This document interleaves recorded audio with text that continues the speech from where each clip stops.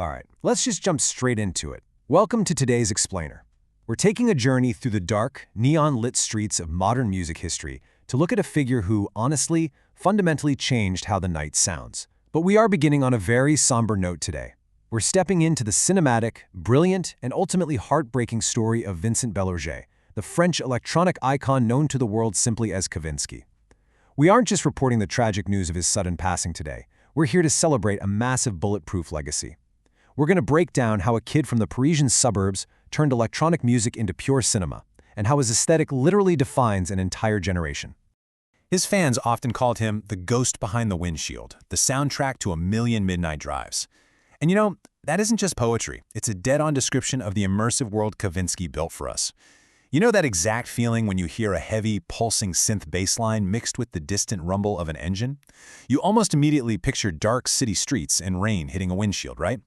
Kavinsky didn't just write songs. He basically scored a movie that existed entirely in his own head, and he pulled all of us right into the passenger seat.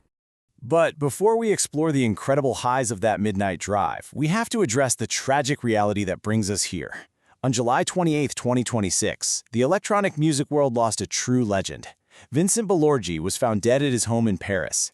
He passed away at the age of 50, just days before he would have celebrated his 51st birthday.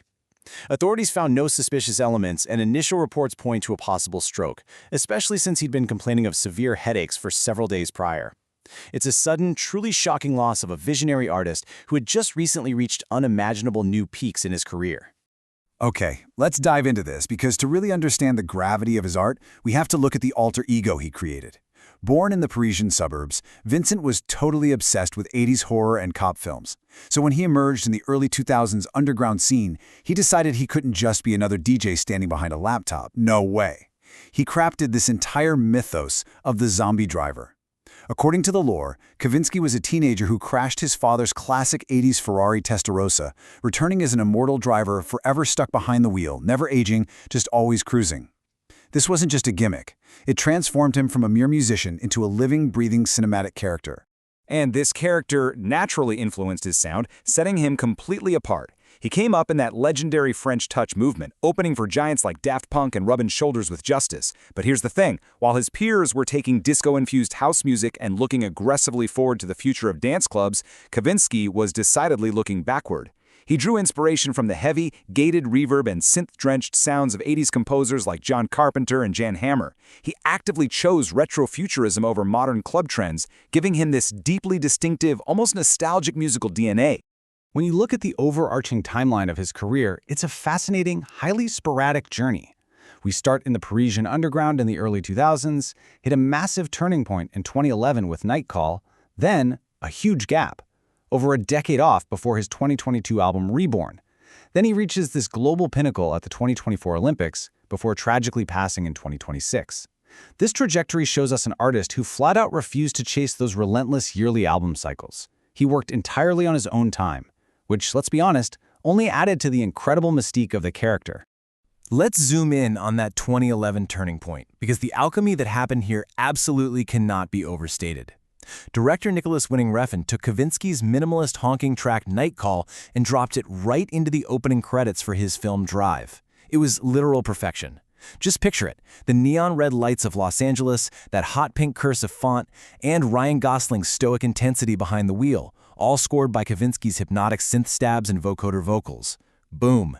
In an instant, Kavinsky went from a niche underground artist to an international headliner, single-handedly igniting the global retro-futuristic synthwave movement. It spread like wildfire. So, the crucial point is, following up a track that literally defines an entire global genre brings immense, suffocating pressure. For Kavinsky, that pressure led to a notorious, years-long silence. The world waited and waited while he stayed in the shadows. He was absolutely determined not to rush out some subpar sequel to his masterpiece just to capitalize on the hype. Now, what's really interesting about this slide is how he finally broke that silence. In 2022, he dropped the album Reborn. And this wasn't just some cheap, nostalgic cash grab. It was a profound, mature evolution of his art. He explored heavy themes like memory loss and the passage of time through key tracks like Zenith and Renegade. It beautifully demonstrated his perfectionism, blending his signature retro atmosphere with modern electronic beats and proving once and for all he was far more than a one-hit wonder. He was a true atmospheric visionary. And that careful, visionary approach set the perfect stage for his absolute greatest mainstream triumph just 2 years before his death.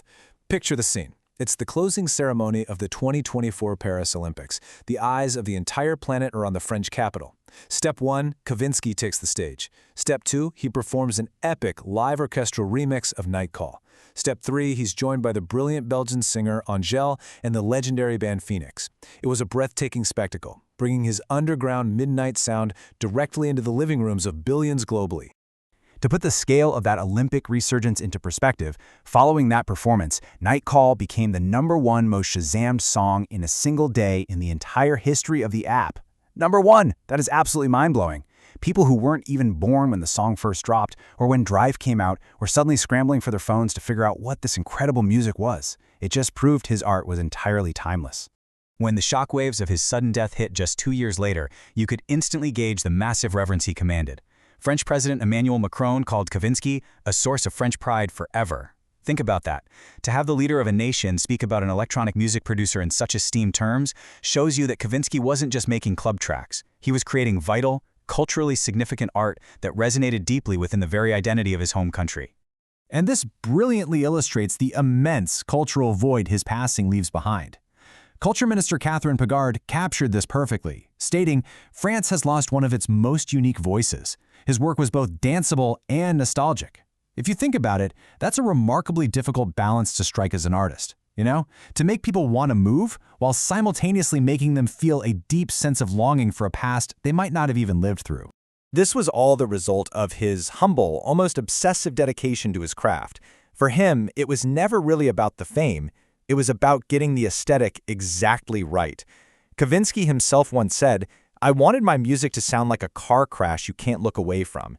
And wow, he achieved exactly that. He demanded your attention. He took these aggressive, cold, mechanical sounds of the synthesizer and somehow made them bleed with human emotion and cinematic drama. Vincent Bollorgi successfully became the cool, mysterious, and infinitely stylish sound of the night. He gave us an aesthetic we can step right into whenever we put on our headphones. Which leaves us with this poignant question to close on. If Kavinsky was the sound of the night, how is the dark going to sound without its greatest driver? He may have driven off into the dark much too soon, but the legacy he leaves behind is bulletproof. The engine he built will never stop running, and his music remains a permanent fixture of our midnight drives. Thank you so much for joining me for this explainer. Rest in peace, Kavinsky. I'll catch you next time.